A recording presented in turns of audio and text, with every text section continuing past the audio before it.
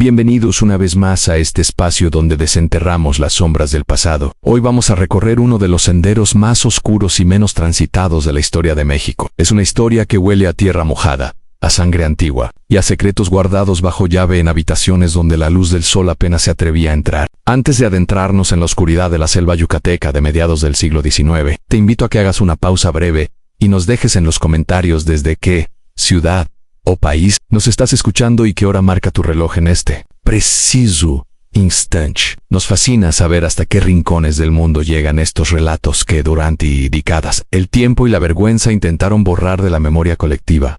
Lo que estás a punto de escuchar no es una leyenda urbana, no es un cuento de terror inventado para asustar a los niños. Ocurrió en el corazón de Yucatán, bajo el calor sofocante de 1848, y dejó una cicatriz tan profunda en una familia que ni la muerte pudo cerrar. Durante 3 noches consecutivas, en el mes de marzo de aquel año fatídico, los peones de la hacienda San Agustín escucharon gritos. No eran los gritos de batalla de la guerra que consumía la península, ni lamentos de dolor físico por un castigo corporal. Eran gritos ahogados, sonidos que provenían de una pequeña construcción aislada en los fondos de la propiedad, sonidos de algo que se rompía por dentro, la fractura del alma antes que la del cuerpo. Lo que comenzó como el intento desesperado de un hombre poderoso por salvar su apellido, terminó convirtiéndose en una de las transacciones más inhumanas jamás documentadas, porque don Esteban de la Serna y Mendoza en su Obsidian cruzó una línea que ni siquiera la brutalidad de la guerra justificaba. Orquestó un acuerdo macabro para que 7 hombres, 7 esclavos mayas capturados en combate,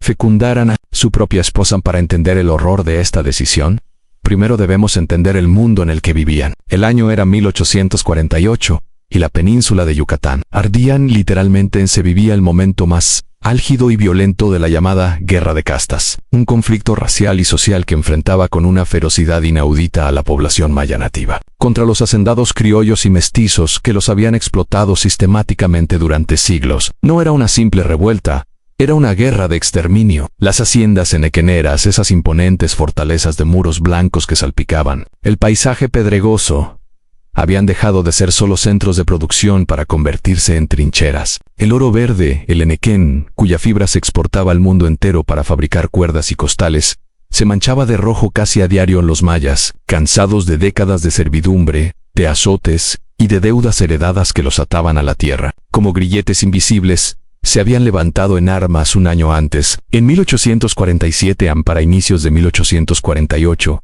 La situación para los blancos era desesperada. Los rebeldes controlaban casi 3/4 partes de la península. Mérida, la orgullosa capital blanca, la ciudad de los palacios coloniales, estaba prácticamente sitiada, ahogada por el cerco rebelde. Las familias criollas vivían en un estado de terror perpetuo. Las noticias llegaban a cuentagotas, traídas por mensajeros exhaustos o por refugiados que huían con lo opuesto. Historias sobre haciendas reducidas a cenizas, familias enteras pasadas por el machete mientras dormían, y venganzas que borraban en una sola noche lo que 3 generaciones de colonos habían construido. El olor a humo de las plantaciones quemadas viajaba con el viento del sureste, impregnando las ropas y las cortinas de las casas de la ciudad. Las campanas de las iglesias no dejaban de tocar, no para llamar a misa, sino para alertar sobre nuevos ataques o para doblar por los muertos en ese contexto de apocalipsis social, donde la vida valía menos que un saco de fibra.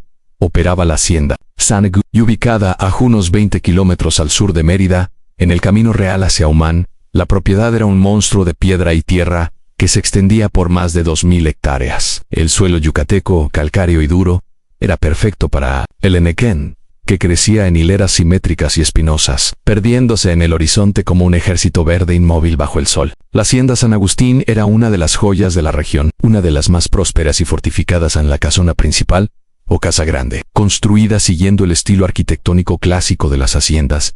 Era una verdadera fortaleza. Sus muros de mampostería blanca tenían más de 1 metro de espesor, diseñados tanto para mantener el interior fresco como para resistir un asedio. Los techos eran altos, sostenidos por vigas de maderas preciosas, cedro y caoba, traídas de la selva profunda, y los pisos estaban cubiertos por baldosas de pasta importadas de España 3 décadas atrás, formando patrones geométricos que hipnotizaban la vista. El calor en Yucatán es un personaje más en esta historia, especialmente entre marzo y mayo. Las temperaturas pueden superar fácilmente los 38 o 40 grados a la sombra. La humedad convierte el aire en una masa espesa, casi líquida, que cuesta respirar. Es un calor que aplasta, que exacerba los temperamentos y que hace que la realidad parezca vibrar. Los patios interiores de la casona estaban diseñados como oasis privados. Fuentes de cantera labrada murmuraban día y noche, rodeadas de jardines tropicales exuberantes. Bougainvilleas de un rojo intenso trepaban por las columnas de los arcos, y enormes árboles de flamboyán extendían sus ramas para dar sombra durante las horas más crueles del mediodía. El olor característico de la hacienda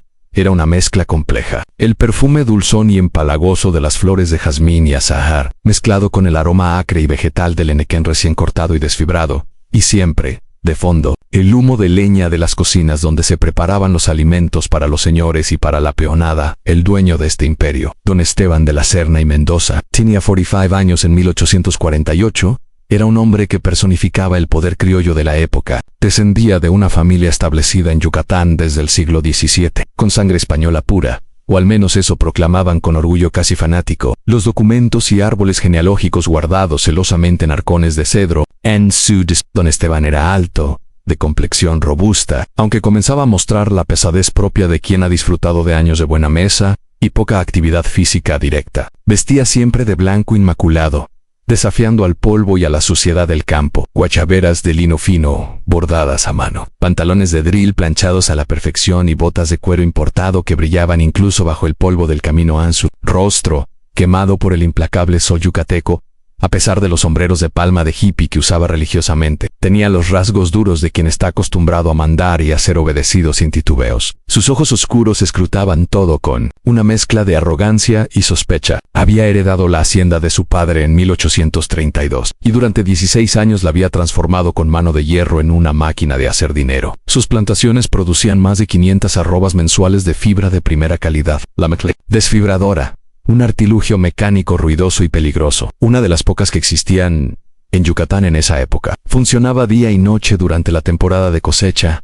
movida por mulas que giraban en círculos interminables bajo el látigo de los capataces. Pero don Esteban tenía un problema gravísimo que ninguna cantidad de oro verde, ninguna extensión de tierra y ningún título nobiliario podía resolver. Un problema que lo carcomía por dentro y que, en la sociedad patriarcal y conservadora del siglo XIX, lo hacía sentir incompleto, fallido, casi maldito. No tenía herederos. Su linaje, esa sangre española pura de la que tanto se jactaba, estaba condenado a morir con él. Doña Mercedes de Ulloa, su esposa desde hacía 13 años, provenía de otra familia de la aristocracia yucateca, con raíces que, según decían, se remontaban a los primeros conquistadores. Tenía 32 años en aquel 1848, y, a pesar de la tristeza que a menudo velaba su mirada, seguía siendo considerada una de las mujeres más hermosas de la sociedad meridana. Su piel era pálida, casi traslúcida, protegida obsesivamente del sol, tropical con sombrillas y velos. Su cabello castaño oscuro lo llevaba siempre recogido en moños elaborados,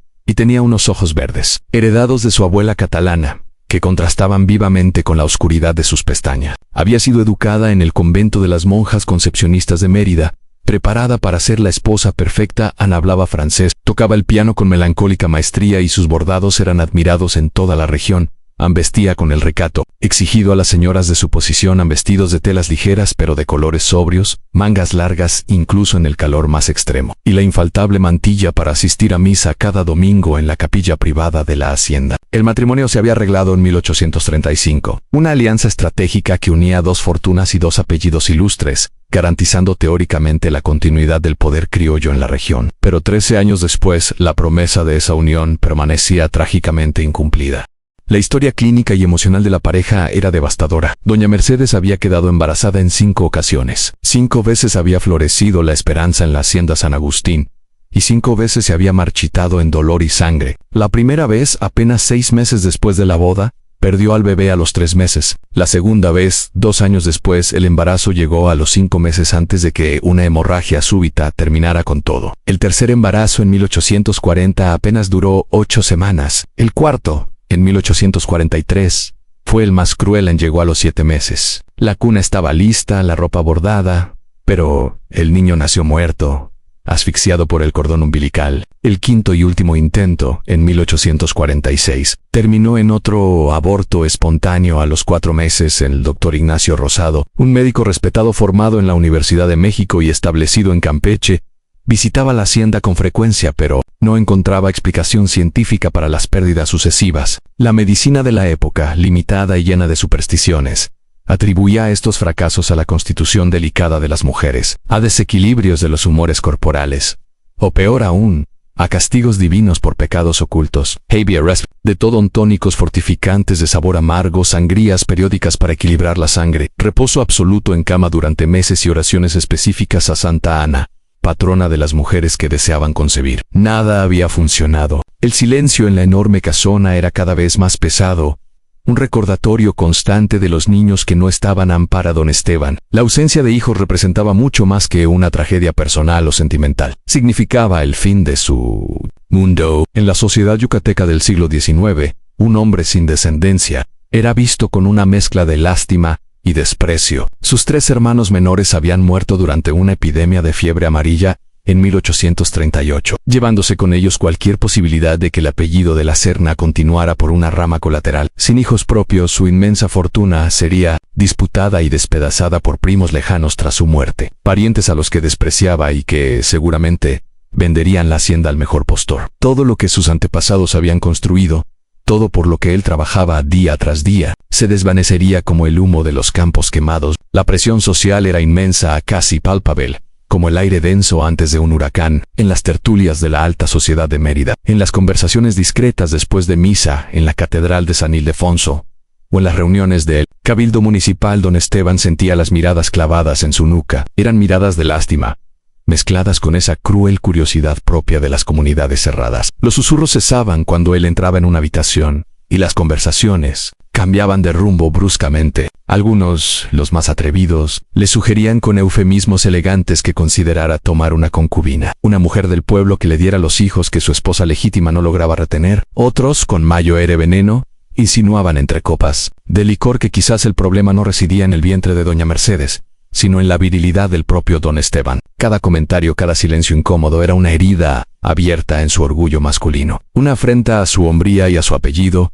Fue en diciembre de 1847, cuando el destino, o quizás el diablo, tocó a su puerta, en medio del caos de la guerra de castas, cuando los caminos eran trampas mortales, y las comunicaciones entre las haciendas y el resto de México eran precarias. Don Esteban recibió una correspondencia que marcaría el punto de no retorno. La carta llegó en manos de un mensajero exhausto, un mestizo llamado Silvestre Peck, que había cabalgado durante 6 días esquivando patrullas rebeldes desde una hacienda cercana a Valladolid, en el oriente de la península, la zona cero de la rebelión indígena. El mensajero llegó cubierto del polvo blanco de los caminos de Sascab, con un morral de cuero desgastado que contenía documentos vitales para varios hacendados de la región segura. La carta en cuestión provenía de don Rodrigo Maldonado, un viejo conocido de don Esteban que administraba propiedades en el oriente yucateco. Ambos hombres se habían conocido años atrás durante una visita de negocios al puerto de Campeche y mantenían una relación epistolar esporádica, discutiendo precios del enequén y la inestabilidad política. Pero esta misiva era diferente. No hablaba de arrobas de fibra ni de precios de exportación. Era peligrosamente íntima, casi confesional. Don Esteban se encerró en la privacidad de su despacho, una habitación amplia en el segundo piso de la casona con ventanales que dominaban los campos de cultivo. Para leerla, rompió el sello de cera roja con el escudo de la familia Maldonado y desplegó el papel de algodón. La caligrafía era apretada, cuidadosa, propia de un hombre letrado que mide bien sus palabras. Mi estimado amigo Esteban, comenzaba la carta, con la formalidad de la época. Sé de vuestras dificultades y pesares para conseguir la anhelada descendencia. Las noticias, aunque viajan lentamente en estos tiempos de guerra y sangre, siempre llegan. Permitidme, en confianza de caballero, compartir con vos un conocimiento que puede parecer controvertido, incluso escandaloso a oídos puritanos, pero que ha demostrado su eficacia en casos desesperados similares al vuestro. La carta continuaba narrando, con una frialdad pragmática, el caso de don Antonio Cervera, un hacendado de la zona de Peto, que había enfrentado el mismo muro de infertilidad. Don Rodrigo explicaba con cuidado, utilizando eufemismos que apenas velaban la cruda realidad, como algunas familias de la élite yucateca, ante la amenaza de extinción de su estirpe, habían recurrido a sangre nueva y vigorosa proveniente de sus propios esclavos. Detallaba cómo se seleccionaba a mayas fuertes y saludables para mantener relaciones estrictamente controladas con las señoras de la casa. Los niños nacidos de estas uniones ilícitas y forzadas eran registrados inmediatamente como legítimo, garantizando así la continuidad del apellido, la herencia de las tierras y sobre todo, la apariencia de normalidad social en según don Rodrigo. Esta práctica no era una aberración aislada, sino un secreto a voces en las haciendas más aisladas, lejos de la vigilancia moralina de las autoridades eclesiásticas de Mérida. Allí, los hacendados ejercían un poder absoluto. Eran señores, feudales, en todo, menos en el nombre. Y en tiempos de guerra, cuando las reglas de la civilización se desmoronaban bajo el machete y el fuego, ciertos acuerdos impensables en tiempos de paz se volvían, a sus ojos, necesarios. La carta concluía con una advertencia y una promesa. El método requería una discreción sepulcral y un control total sobre los instrumentos humanos utilizados. Cualquier filtración destruiría la reputación familiar para siempre, pero si se ejecutaba con precisión quirúrgica, prometía resolver el problema de los herederos de forma definitiva. Don Esteban leyó la carta 5 veces esa noche.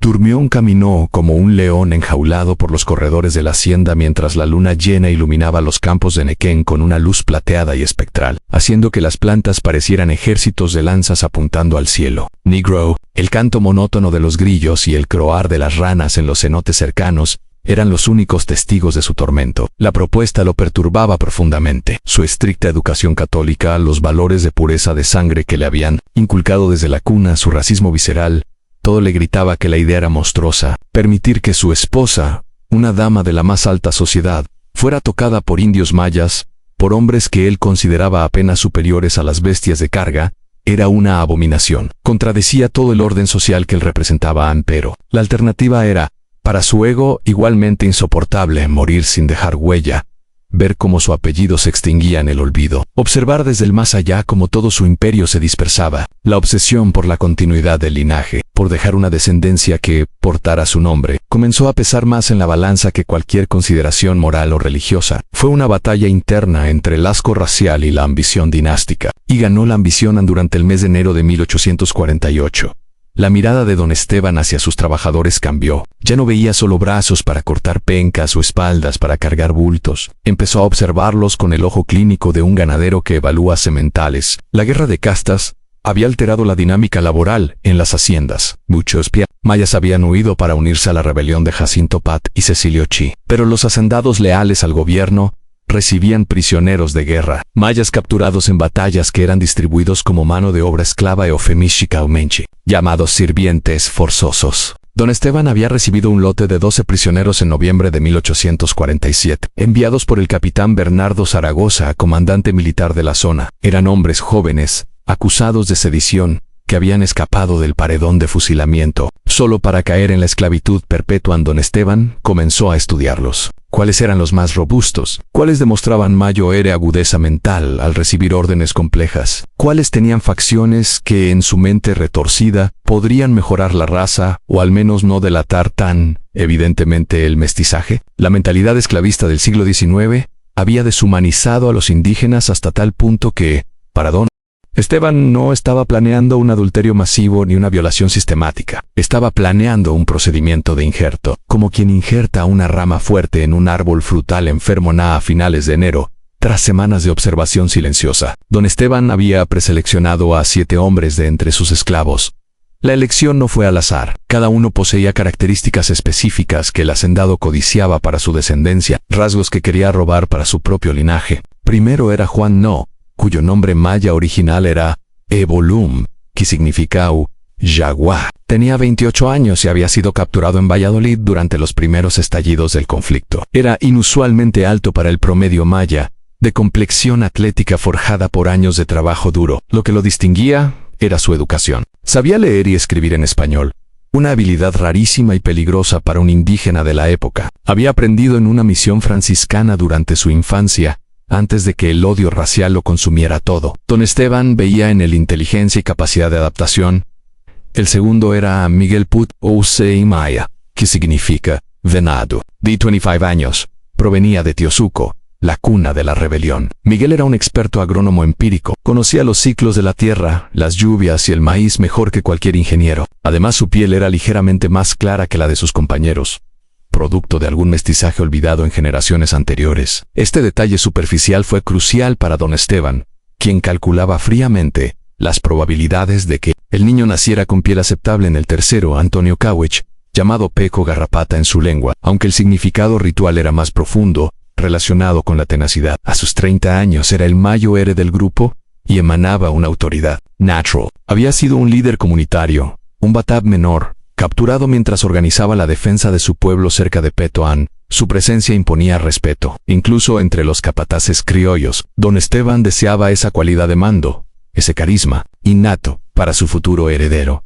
El cuarto seleccionado fue Pedro Cocom, o Canul en maya. Tenía 26 años y descendía, según decían los rumores entre los trabajadores, de los antiguos Cocom, uno de los linajes reales que gobernaron Mayapán antes de la llegada de los españoles. Hablaba un español fluido y conocía las costumbres de los blancos mejor que nadie, pues su familia había servido en casas criollas durante generaciones. Esa familiaridad lo hacía menos amenazante. Más civilizado a los ojos del patrón el quinto era Francisco Hec Uchisabi, que significa cascabel. De 24 años, Francisco había sido jamén, un curandero en su comunidad antes de la guerra. Pese el conocimiento de las plantas, de los venenos y los remedios de la selva, era delgado, fibroso, con manos largas y dedos ágiles acostumbrados a trabajos de precisión. Don Esteban valoraba esa destreza y esa conexión con los saberes ocultos. De la tierra en el sexto, José Tzul, de apellido Wicob, en maya. 29 Heikos había sido cazador de monte. Conocía la selva como la palma de su mano. Sus ojos eran capaces de detectar el movimiento de una hoja a 100 metros de distancia. Era el más silencioso del grupo. Observaba todo, procesaba todo, pero hablaba poco. Sus movimientos eran sigilosos, económicos. Don Esteban veía en él la astucia y el instinto de supervivencia necesarios para mantener una fortuna antí. Y finalmente, el séptimo Luisiu o Kin en maya, que alude al sacerdote del Solan, era el más joven, con solo 27 años. Su apellido, Yu, evocaba al otro gran linaje real de la nobleza maya prehispánica. Los eternos rivales de los Cocomen. Luis era carpintero de oficio y artista de vocación. Tallaba la madera con una sensibilidad exquisita. Era, de todos, el que mostraba una mayor profundidad emocional, una melancolía poética en la mirada. Estos 7 hombres, arrancados de sus hogares, despojados de su libertad y convertidos en números en un libro de contabilidad, estaban a punto de ser arrastrados al centro de una tragedia griega tropical. Ninguno de ellos sabía que el patrón los observaba desde el balcón. Ninguno imaginaba que estaban siendo evaluados no por su capacidad de trabajo, sino como sementales, para perpetuar el apellido de su opresor. Y ninguno, absolutamente ninguno, podía haber estado preparado para la propuesta que recibirían al amanecer.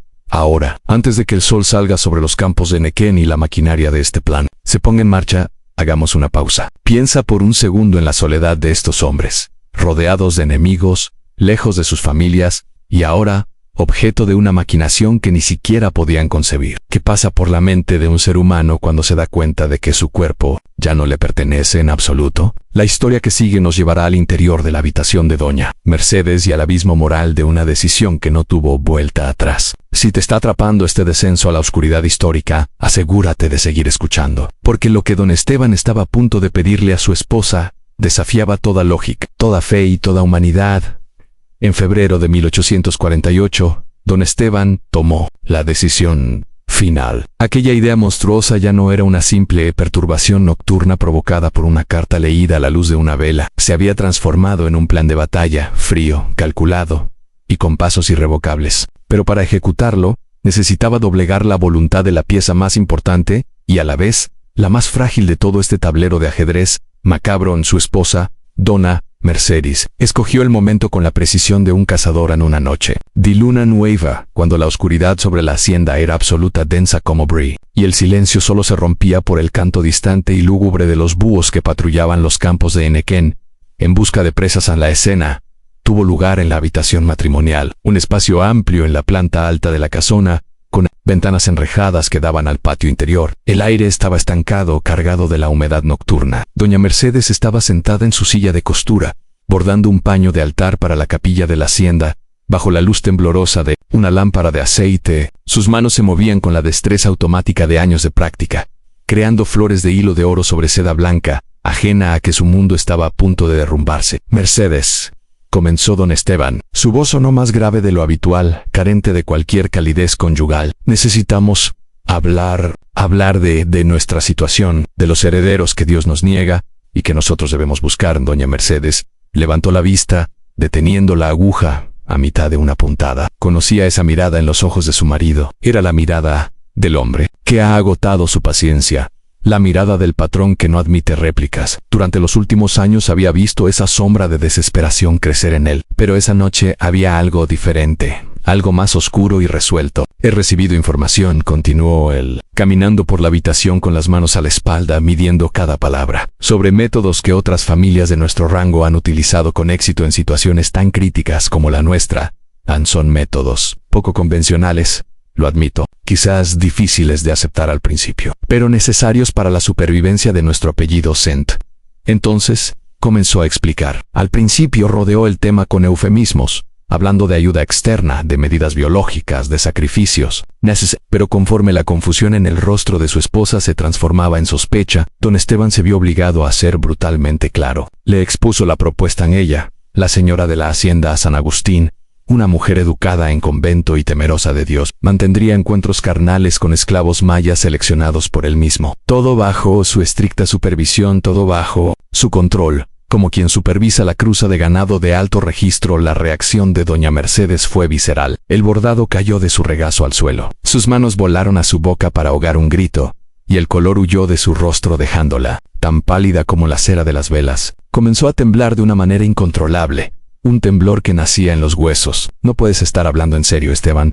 Susurró con la voz quebrada, los ojos llenos de lágrimas de incredulidad. Esto es una abominación. Ante los ojos de Dios, es adulterio, es pecado mortal. ¿Cómo puede siquiera sugerir que yo me entregue a esos hombres? Pero don Esteban había preparado sus argumentos con la lógica fría de un abogado del diablo.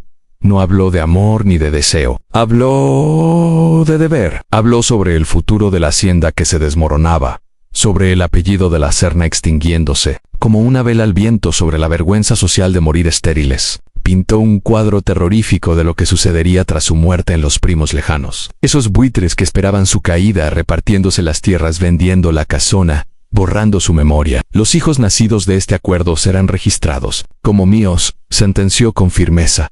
Llevarán mi apellido, heredarán mis tierras. Nadie, Mercedes, absolutamente nadie fuera de nosotros, y de esos indios sabrá jamás la verdad. Y los indios callarán porque sus vidas dependerán de ello. Ante la sociedad, ante la iglesia y ante la historia serán hijos de Esteban de la Serna. Doña Mercedes lloró. Suplicón se arrodilló ante él, implorando que considerara otras opciones al adoptar a un sobrino huérfano, nombrar heredero a algún pariente lejano, o simplemente aceptar con resignación cristiana que Dios no les había concedido descendencia. Si Dios no quiere darnos hijos, Esteban, es su voluntad, gritaba entre sollozos.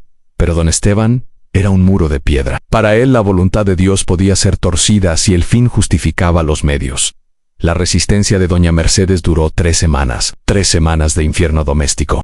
Con la autorización tácita de su esposa, don Esteban inició los preparativos prácticos a finales de febrero. No podía permitir que estos encuentros ocurrieran en la casona principal. Las paredes oían, y la servidumbre doméstica era curiosa. Ordenó la construcción inmediata de una pequeña casa en los terrenos traseros de la hacienda, lo suficientemente lejos de la casa grande para garantizar privacidad, pero dentro del perímetro de seguridad. La estructura era sencilla, de mampostería, con techo de guano imitando las viviendas mayas, pero con acabados más sólidos. Constaba de una sola habitación amplia, amueblada con espartana frialdad, una cama de madera robusta con dosel y mosquitero, una mesa pequeña con una palangana de cerámica para el aseo, y una única ventana orientada hacia los campos de Enequén. Lejos de miradas indiscretas, en la versión oficial que se dio a los trabajadores, fue que la casita serviría como almacén de herramientas delicadas y posteriormente como vivienda provisional para un nuevo Mayo Herredomo que llegaría de Campeche. Nadie se atrevió a cuestionarlo. En una hacienda, la palabra del patrón es ley divina.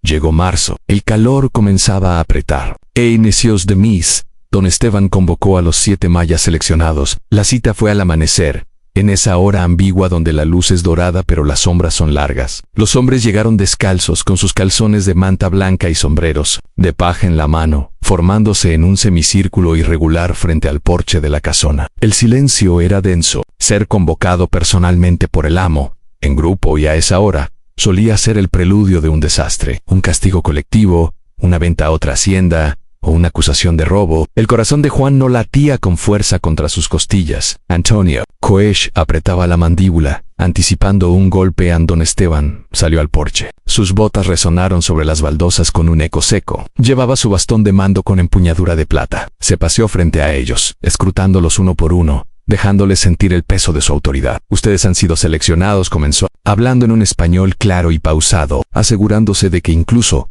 aquellos con menos dominio del idioma entendieran la gravedad del momento, para una tarea especial, una tarea que requiere absoluta discreción, obediencia ciega. Virilidad en el silencio se hizo aún más pesado, si es que eso era posible. Los hombres intercambiaron miradas furtivas, confundidos. ¿Virilidad? ¿Qué clase de trabajo de campo requería eso? Mi esposa y yo, continuó don Esteban, deteniéndose frente a Miguel Put, quien bajó la vista inmediatamente. Hemos enfrentado dificultades para asegurar la descendencia de esta casa. Y ustedes van a ayudarnos a resolver esa situación.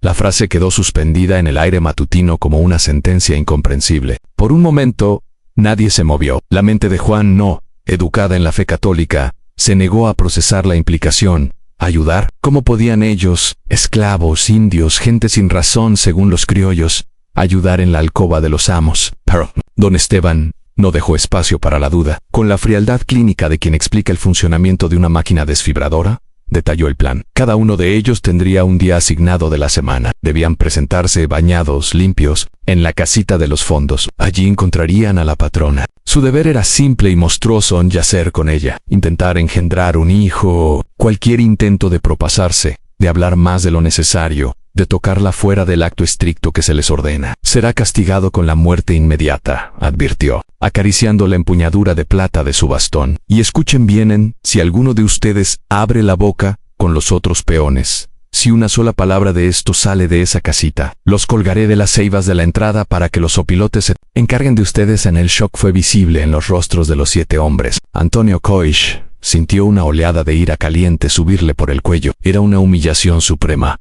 usarlo como un animal de cría para perpetuar la casta que lo oprimía. Francisco Escha abrió los ojos desmesuradamente, como si estuviera viendo un espíritu maligno. Pedro Cocom, que conocía las normas sociales de los blancos, sintió vértigo. Esto rompía todas las reglas, todas las barreras sagradas de casta y colorán. Entonces, don Esteban ofreció la zanahoria después del palo, pero suavizó el tono. Aquellos que cumplan con su deber recibirán beneficios, comerán de la cocina, de la casa grande 3 veces al día, tendrán ropa nueva. Se les eximirá del trabajo bajo el sol. En la desfibradora hizo una pausa dramática antes de soltar la promesa más venenosa y tentadora de todas. Y si alguno de ustedes logra que doña Mercedes conciba, si nace un niño sano de su semilla, ese hombre recibirá su carta de libertad. La palabra libertad resonó como un cañonazo en la mente de los 7 esclavos. Libertad dan la posibilidad de dejar de ser una propiedad, de volver a caminar sin permiso, de buscar a sus familias dispersas. Para hombres que lo habían perdido todo, esa promesa era un narcótico poderoso, capaz de adormecer cualquier escrúpulo moral. Era una trampa cruel. Les ofrecía su humanidad a cambio de perderla en ese cuarto oscuro. La asignación fue dictada allí mismo, como un calendario laboral: al lunes en Juan Noa, martes en Miguel Put, miércoles Antonio Coesh, jueves en Pedro Cocom, en viernes Francisco X, sábado José Chizú, domingo Luis Yu. El calendario estaba sincronizado con el ciclo fértil de doña Mercedes, calculado con la ayuda ignorante del doctor Rosadoán. Todo estaba listo. Los hombres fueron despedidos con un gesto de la mano, regresando a sus barracones aturdidos, llevando consigo el peso de un secreto que ya empezaba a corroerles el alma. No hablaron entre ellos mientras caminaban. ¿Qué se podía decir? Bien, entrado en un pacto con el diablo, y el primer pago se cobraría el lunes siguiente, el 9 de marzo de 1848, estaba marcado en el calendario. Faltaban 3 días. 3 días de espera agónica bajo el sol de Yucatán. 3 días en los que doña Mercedes rezaría por su muerte, y Juan no intentaría lavar en el cenote una mancha que aún no tenía, pero que ya sentía en la piel. El lunes 9 de marzo de 1848, amaneció con una quietud opresiva. El calor era sofocante desde las primeras horas. El termómetro en el porche de la casona ya marcaba 36 grados, antes de que el sol llegara al cenit. El aire estaba inmóvil, pesado, cargado de presagios, como si la misma atmósfera de Yucatán conspirara para hacer aquel día aún más insoportable. No soplaba ni una brisa que moviera las pencas de Enequén. Todo estaba estático. Esperando a Juan no pasó la mañana en un estado de ansiedad febril. Se bañó 3 veces en el cenote. cercano a los barracones de los trabajadores. Se sumergía en el agua oscura y fría, alimentada por ríos subterráneos que recorrían las entrañas de piedra de la península, buscando limpiar no solo el sudor, sino el miedo y la vergüenza que se le pegaban a la piel. Pero el agua no podía lavar lo que estaba por suceder. Le habían entregado ropa limpia esa misma mañana, un calzón y una camisa de manta nueva, de un tejido más fino que la tela basta que usualmente vestían los peones. Al ponérsela, sintió que se disfrazaba, que dejaba de ser el mismo para convertirse en un actor en una obra grotesca.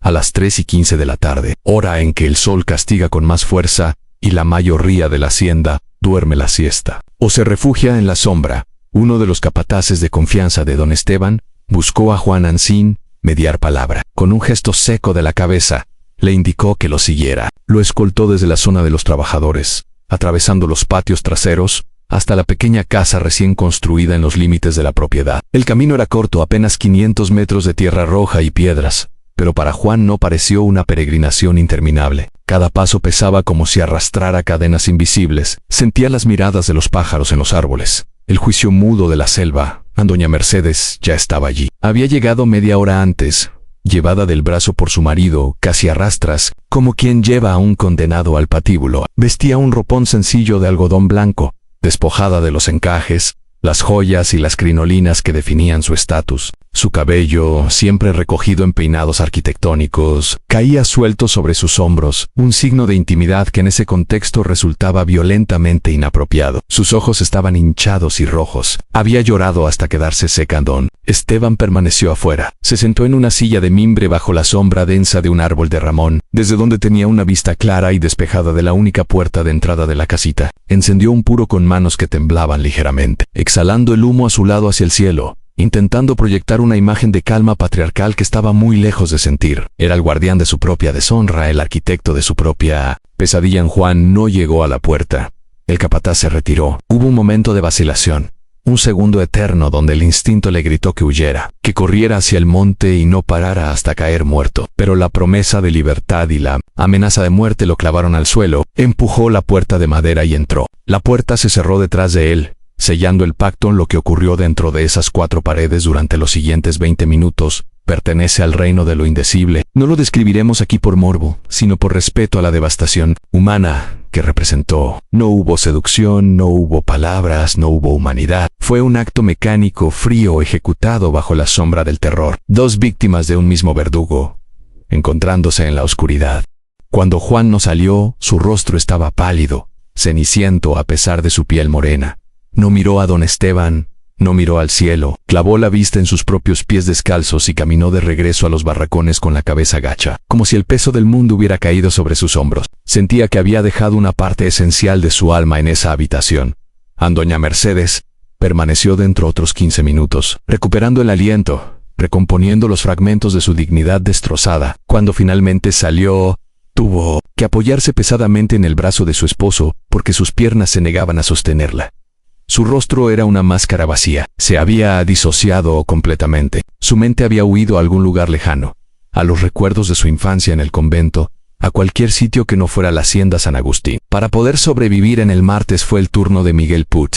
El joven agricultor temblaba tanto al entrar que tropezó en el umbral. En el miércoles, Antonio Coix entró con la mandíbula apretada y los ojos llenos de una furia fría. Ejecutó lo que se le ordenó con una eficiencia casi militar, desconectando sus emociones como estrategia de supervivencia. El jueves, Pedro Cocom, con su conocimiento de las formas y cortesías de los blancos, intentó murmurar un con su permiso, al entrar, como si la cortesía pudiera de alguna forma barnizar el horror de la situación. Fue ignorado. El viernes, Francisco Eck, el curandero, fue el primero que intentó romper la barrera del silencio. Al ver a doña Mercedes encogida en la cama, le preguntó en un español entrecortado si estaba bien, si necesitaba agua. Ella no respondió con palabras, solo lloró en silencio, un llanto sin sonido que a Francisco le dolió más que cualquier grito.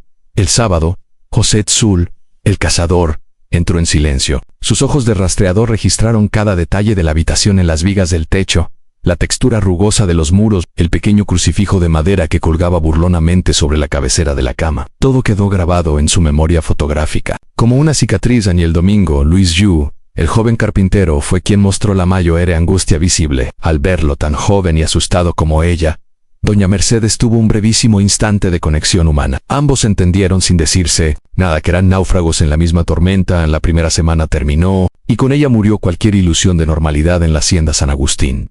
Los 7 hombres mayas comenzaron a cambiar. Juan No, que solía rezar cada noche y lideraba los cánticos religiosos entre los peones, dejó de hacerlo. ¿Cómo podía dirigirse a Dios después de cometer lo que su fe condenaba como adulterio y pecado mortal? Sentía que sus oraciones rebotaban en el techo. Antonio Coish se volvió huraño, agresivo, evitaba el contacto visual con sus compañeros y pasaba las noches afilando su machete con una obsesión maníaca. Sentía que llevaba una marca invisible en la frente. La marca de la traición a su raza. Miguel Put comenzó a tener terrores nocturnos. Sus gritos despertaban a los otros en los barracones. Soñaba que estaba de vuelta en su pueblo, Teosuco, pero cuando intentaba abrazar a su madre, ella se apartaba horrorizada al verle las manos manchadas de sangre negra. Los otros trabajadores de la hacienda, aunque ignoraban los detalles, sabían que algo extraño ocurría. Veían que los 7 elegidos recibían raciones dobles de comida, que vestían mejor, que no iban a la desfibradora, pero también veían sus ojos vacíos, su aislamiento. Se convirtieron en parias dentro de su propia comunidad, unidos por un secreto venenoso que los separaba del resto. La segunda semana comenzó, y el ciclo se repitió. Lunes, Juana; martes, Miguel. La rutina del horror se estableció. Doña Mercedes desarrolló sus propios mecanismos de defensa. Durante los encuentros cerraba los ojos con fuerza y recitaba mentalmente pasajes de la Biblia en latín, versículos que había memorizado en el convento. Las palabras sagradas se convertían en un muro, una barrera mística entre su mente y lo que le hacían a su cuerpo. Francisco Eck, notando la devastación en la mujer, comenzó a tener pequeños gestos de humanidad subversiva. Llevaba escondidos en sus ropas manojos de hierbas aromáticas, albahaca silvestre, ruda, flor de naranjo, y los dejaba discretamente sobre la mesa de la habitación antes de irse. Era su forma de pedir perdón, de intentar purificar el aire viciado de la habitación. Luis Sisio, con sus manos hábiles, reparó sigilosamente una tabla suelta del piso que rechinaba y aceitó las bisagras de la ventana. Eran actos minúsculos, casi invisibles, pero eran gritos desesperados de dignidad, en medio de la barbarie. Pasaron 3 semanas. Luego 4. El mes de marzo se consumió en este ritual degradante, y entonces a finales de mes, el cuerpo de Doña Mercedes dio la señal. Primero fueron las náuseas matutinas, violentas y repentinas. Luego una fatiga inusual que la obligaba a sentarse después de dar unos pocos pasos. Y finalmente, lo más revelador, su ciclo menstrual no llegó. Su sangre se detuvo. Don Esteban llamó al doctor Rosado de inmediato. El médico viajó desde Campeche, un trayecto agotador de 2 días a caballo. Realizó el examen en la habitación principal de la casona, con don Esteban paseando ansiosamente por el pasillo, fumando puro tras puro. Después de una hora eterna, el doctor salió secándose las manos en un paño limpio, con una sonrisa profesional en los labios. «Felicidades, don Esteban», anunció, ajeno a la verdadera naturaleza del milagro.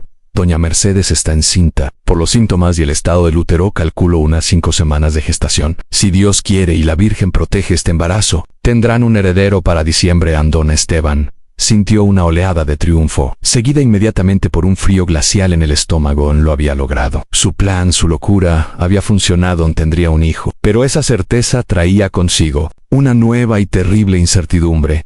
¿Quién era el padre? ¿Cuál de los 7 hombres había plantado la semilla? El cronograma rotativo, diseñado para maximizar las posibilidades, hacía imposible saberlo.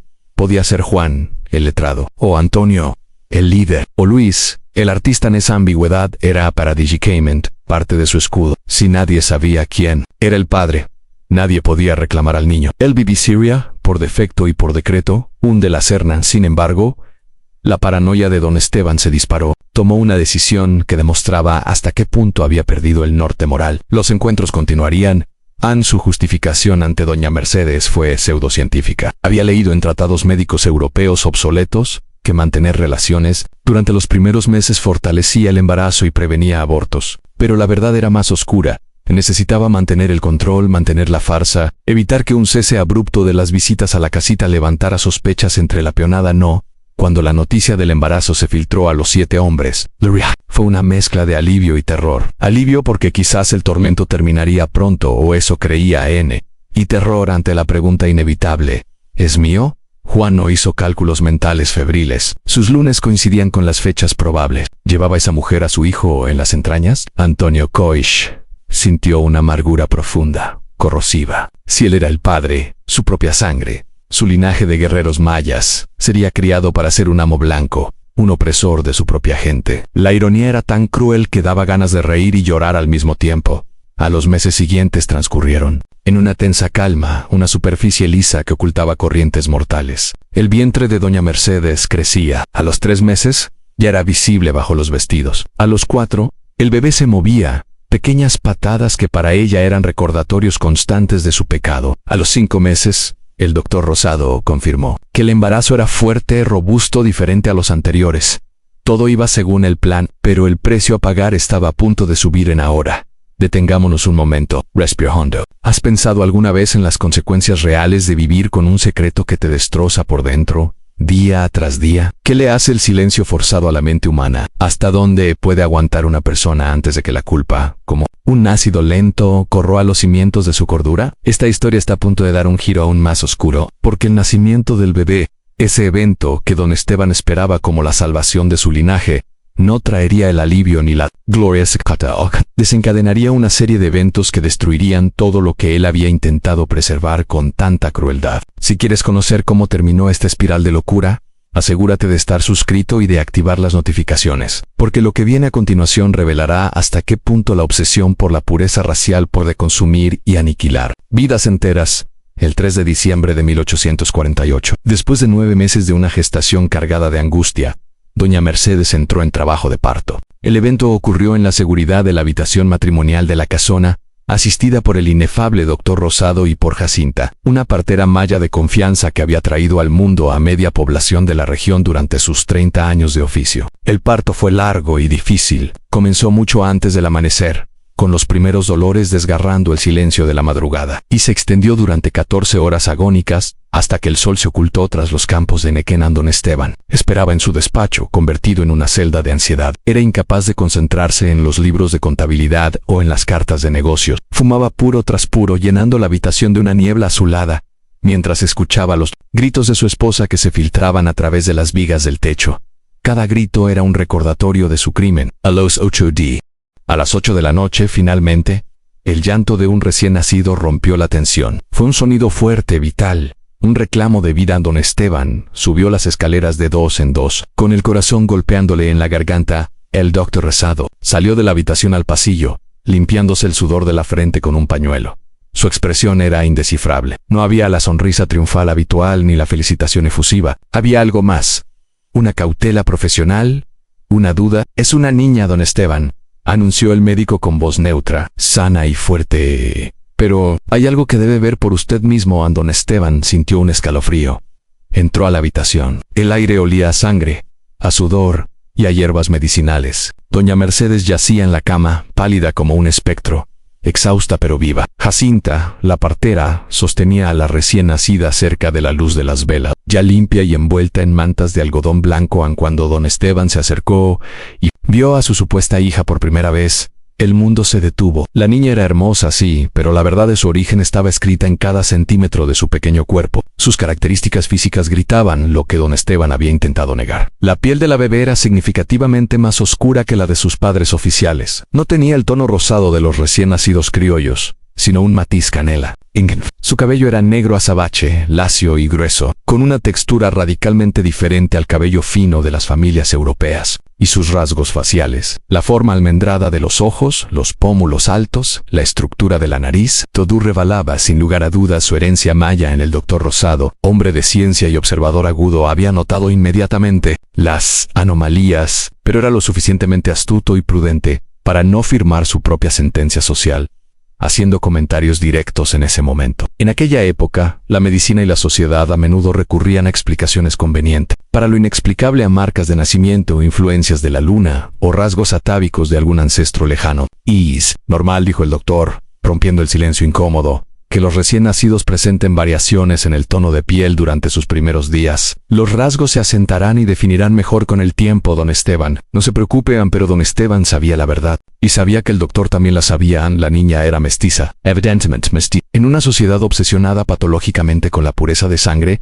esto no era solo un detalle físico, era un desastre social, una prueba viviente de la contaminación del linaje. La niña fue bautizada 3 días después, en una ceremonia privada y casi clandestina, en la capilla de la hacienda. Se le dio el nombre de María Concepción de la Serna y huyó en el padre Matías Gorope, un sacerdote español severo que atendía espiritualmente a varias haciendas de la zona, ofició el sacramento. Solo asistieron los miembros más íntimos de la servidumbre y los padres. Don Esteban había tomado una decisión ejecutiva. El nacimiento de María Concepción se mantendría en el más bajo perfil posible. No hubo fiesta, no hubo banquete para la sociedad meridana, no hubo anuncios en la prensa local ni cartas enviadas a las familias amigas. La existencia de la niña se trataría como un secreto de Estado, pero en Yucatán, tierra de vientos y chismes. Los secretos no duran. Las paredes oyen y los sirvientes hablan. La noticia del nacimiento y, sobre todo, los rumores sobre la apariencia de la niña se filtraron como agua entre las grietas en los 7 hombres mayas. Desde sus barracones y áreas de trabajo, recibieron la noticia con una mezcla de emociones complejas. Juan no, aprovechando un momento en que acarreaba agua cerca de la casona, logró vislumbrar brevemente a la niña en brazos de una nodriza en el portal. Su corazón dio un vuelco doloroso. A esa distancia, le pareció ver en la bebé los ojos de su propia madre, la forma de la boca de sus hermanas. ¿Era Suhat? La pregunta se le clavó en el pecho como una espina que llevaría por el resto de su vida. A Luis Yu fue llamado semanas después para reparar una ventana en el piso superior de la casona. Mientras trabajaba en silencio, escuchó el llanto de la niña desde la habitación contigua. Se detuvo con el formón en la mano, paralizado por ese sonido. El llanto de un bebé que potencialmente llevaba su sangre, su arte, su espíritu, pero al que nunca podría sostener, nunca podría llamar. Haja. Ese sonido se quedó grabado en su memoria auditiva, persiguiéndolo en sus sueños en los meses siguientes al nacimiento de María Concepción. Marcaron el inicio de la lenta pero inexorable desintegración de la familia de la Serna. En febrero de 1849, la burbuja de aislamiento se rompió. Durante una visita de cortesía obligada a la esposa del juez municipal de Mérida, doña Inés Mendoza, una mujer conocida por su lengua afilada y su ojo crítico, vio a la niña. Doña Mercedes no pudo evitar mostrarla brevemente. La reacción de la visita fue devastadora en su sutileza. Vaya, comentó doña Inés, arqueando una ceja y desplegando su abanico con un chasquido seco. ¿Qué rasgos tan particulares tiene la criatura? Tan intensos debe tener ancestros muy interesantes y fuertes en su árbol genealógico. Querida Mercedes, el comentario, disfrazado de cumplido ambiguo, era en realidad una puñalada social. Era la forma educada de señalar lo obvio. Esa niña es india. Y si la niña era india, las implicaciones eran escandalosas. Los rumores comenzaron a circular con ferocidad en la alta sociedad de Mérida, en las tertulias de té, en los palcos del teatro, en las reuniones del cabildo. Se hablaba en susurros venenosos. ¿Has visto a la hija de los de la Serna? Dicen que es morena como el carbón. Quizás hubo una infidelidad o algo peor. Dicen que la sangre de esa familia nunca fue tan pura como presumían Ampara don Esteban. Cada rumor era un golpe físico en su reputación, construida sobre siglos de supuesta pureza racial y honorabilidad. Se desmoronaba como un castillo de arena. Las familias que antes se disputaban su amistad ahora cruzaban la calle para evitar saludarlo. Las invitaciones a bailes y cenas cesaron misteriosamente. Los socios comerciales comenzaron a poner excusas para no renovar contratos. El ostracismo social comenzaba a cerrar su cerco. En abril de 1849, la iglesia intervino. El padre Gorope solicitó una audiencia privada con don Esteban. El encuentro tuvo lugar en la sacristía de la iglesia de Humán, un cuarto oscuro y oliendo a incienso viejo. Don Esteban, comenzó el sacerdote, con la gravedad de un juez divino. Hay rumores muy perturbadores circulando por la parroquia. Rumores sobre la concepción de su hija, sobre la naturaleza de su nacimiento. Como su confesor y guía espiritual, necesito saber la verdad. Por el bien de su alma, don Esteban, acorralado como un animal salvaje, intentó defenderse con las mismas mentiras que se contaba a sí mismo. Habló de ancestros lejanos, de caprichos de la naturaleza, de la voluntad inescrutable de Dios. Pero el padre Garop no era un ingenuo. Había escuchado demasiadas confesiones en su vida. Sabía distinguir el olor de la mentira. Sus ojos, duros como piedras, taladraban al hacendado. No me mienta, hijo, lo interrumpió con severidad. Su alma inmortal está en juego. ¿Qué hizo para conseguir esa niña? ¿A qué oscuridad recurrió en un momento de pánico y debilidad? Don Esteban cometió un error fatal. Intentó comprar a la iglesia. Sacó una bolsa de monedas de plata pesada con 1000 pesos, una fortuna para la época, y la puso sobre la mesa. Para las obras de caridad de la parroquia, padre, para reparar el techo de la iglesia. Y para asegurar la discreción en él, padre Garop se puso de pie de un salto, su rostro rojo de indignación santa.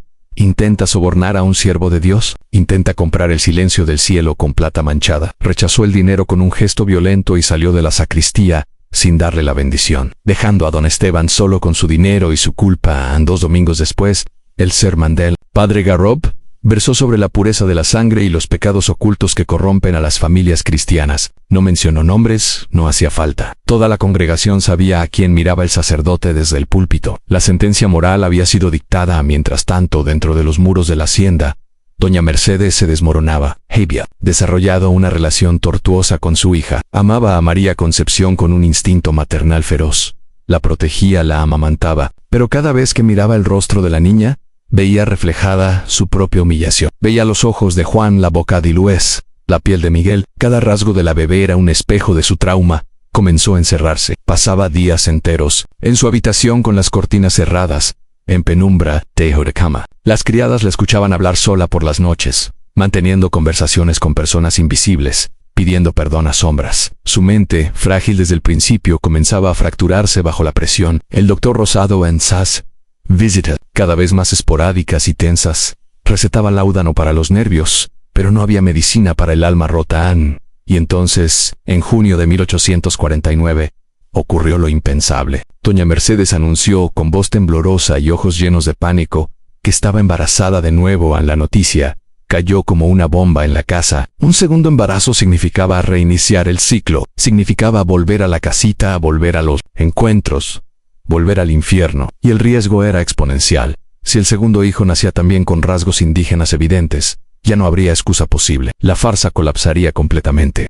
Don Esteban se enfrentó al dilema definitivo. Podía detenerse, aceptar a María Concepción como única heredera y tratar de salvar lo que quedaba de su vida. O podía doblar la apuesta, empujado por su obsesión ciega de tener un varón. La lógica dictaba parar. La locura dictaba seguir. Y don Esteban eligió la locura. La decisión estaba tomada. La obsesión por tener un heredero varón, ese pilar fundamental del orgullo patriarcal, pesó más que la prudencia, más que la moral, y más que el miedo al escrutinio público. Los encuentros se reanudaron, pero esta vez la atmósfera en la pequeña casa de los fondos había cambiado drásticamente. Ya no había esa extraña formalidad tensa del principio. Ahora había una desesperación cruda, casi violenta. El aire estaba viciado. No. Durante una breve pausa en la faena del campo se acercó a Antonio Coix. Aprovechando el ruido de las máquinas y el viento, le susurró en lengua maya, asegurándose de que ningún capataz pudiera entender sus palabras. Esto tiene que terminar. Nos está devorando a todos. El patrón ha perdido la razón y nosotros pagaremos el precio de su locura. Antonio, afilando su machete con movimientos rítmicos, solo asintió con la mirada perdida. Sabían que estaban atrapados en una rueda que giraba cada vez más rápido hacia el abismo. ¿Qué podían hacer? Eran esclavos, propiedad movible, herramientas sin voz atrapadas en las fantasías dinásticas de un hombre poderoso. En agosto de 1849, la tensión acumulada estalló por el eslabón más silencioso de la cadena. José Tzul, el cazador, el hombre que solía moverse por la selva sin quebrar una rama, se quebró por dentro. Fue encontrado a media tarde, tambaleándose cerca de los secaderos de Nequén, completamente ebrio. Había conseguido aguardiente de caña de contrabando, probablemente intercambiando alguna presa cazada furtivamente. En su estado de embriaguez, José perdió el filtro del miedo. Comenzó a gritar, primero incoherencias, y luego frases que helaron la sangre de quienes estaban cerca. Hijos que no puedo tocar, balbuceaba llorando y riendo al mismo tiempo. Semilla en tierra prohibida. Sangre mezclada en la casa grande. El jaguar duerme en la cama del venado en los otros trabajadores. Aunque las metáforas eran confusas, el mensaje subyacente era lo suficientemente venenoso como para despertar sospechas latentes. La noticia del incidente llegó a oídos de don Esteban antes de que cayera la noche. Su reacción fue inmediata y despiadada. No hubo juicio, no hubo pregunta. José Tzul fue atado, amordazado y subido a una carreta esa misma madrugada. Oficialmente, fue vendido por indisciplina y vicios a un hacendado de la costa norte, lejos de Mérida. En realidad, fue una sentencia de muerte encubierta. Las condiciones en las haciendas costeras eran brutales, y don Esteban sabía que José no sobreviviría mucho tiempo. Fue una forma de borrar al testigo, antes de que su lengua suelta derribara el castillo de naipes. En la desaparición repentina de José Tzul, envió un mensaje escalofriante a los otros 6 hombres Cualquiera que representara una amenaza, por mínima que fuera, sería eliminado. El miedo reemplazó a la vergüenza como la emoción dominante. Ya no obedecían por la promesa de libertad, sino por el terror puro a desaparecer en la noche.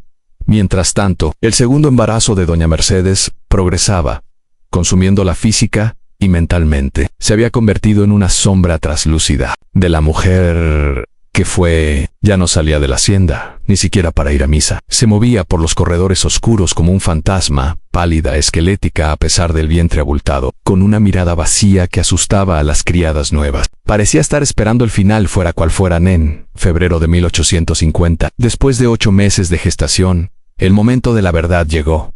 Doña Mercedes dio a luz a su segundo hijo, y esta vez las plegarias retorcidas de don Esteban fueron escuchadas. Era un varón, Joaquín Esteban de la Serna y Ulloa. Llegó al mundo llorando con fuerza, pero la alegría duró lo que tarda un suspiro en convertirse en lamento. Si los rasgos de María Concepción habían sido sospechosos, los de Joaquín Esteban eran una confirmación flagrante. El niño era innegablemente mestizo, quizás incluso más que su hermana. Su piel tenía el tono del cobre pulido. Sus ojos eran oscuros y profundos, y su cabello, negro como la noche, tenía una textura crespa que desafiaba cualquier explicación europea. Era un niño hermoso, fuerte, vibrante, y era la prueba viviente del pecado de la casa.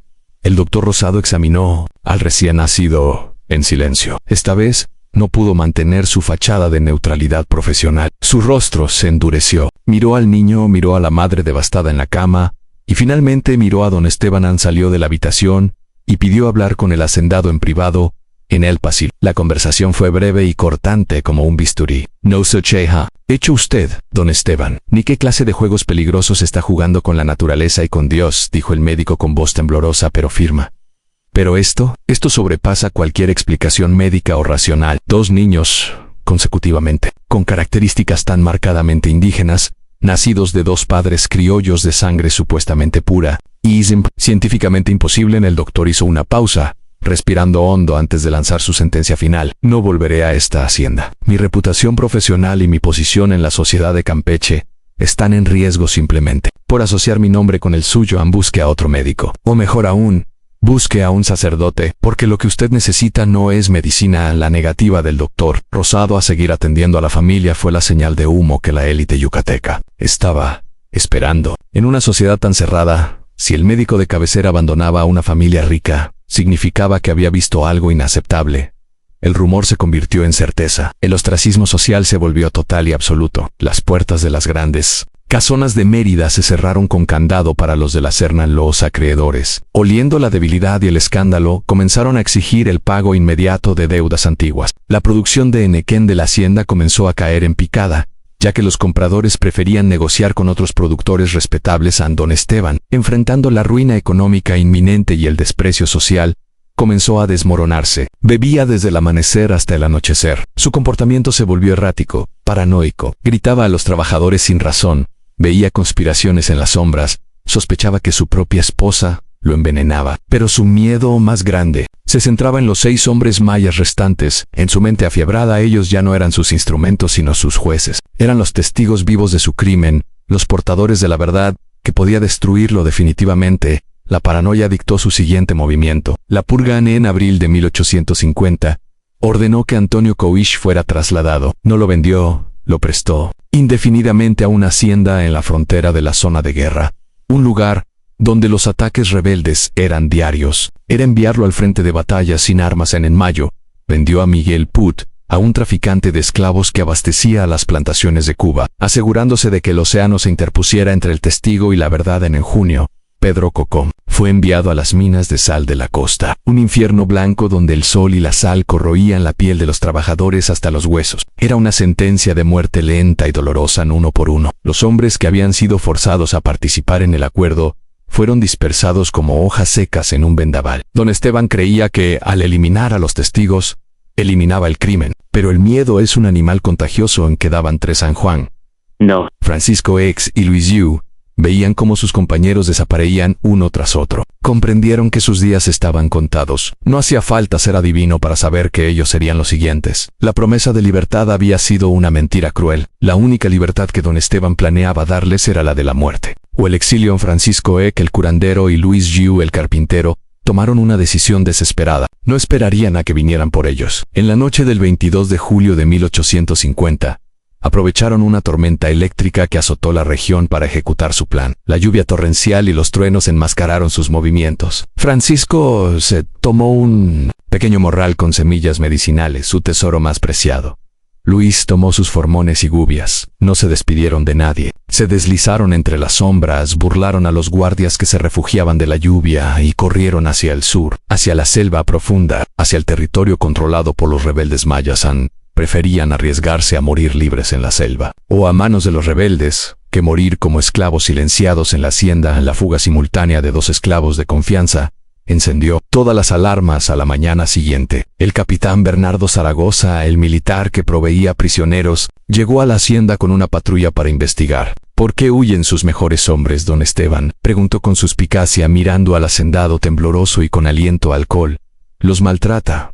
¿O acaso saben algo que no deberían saber? ¿Qué está pasando realmente aquí? Don Esteban no pudo ofrecer una explicación coherente. Balbuceó excusas sobre la ingratitud de los indios y la naturaleza traicionera de la raza. El capitán no le creyó, pero no tenía pruebas para arrestarlo. Se marchó, dejando tras de sí una nube de sospecha oficial que pesaba más que él. Plomo. La situación financiera de la hacienda San Agustín colapsó en los meses siguientes. Era un barco hundiéndose en cámara lenta. Los campos se descuidaron, la maquinaria se oxidaba por falta de mantenimiento, y en el centro de este naufragio, doña Mercedes observaba a sus 2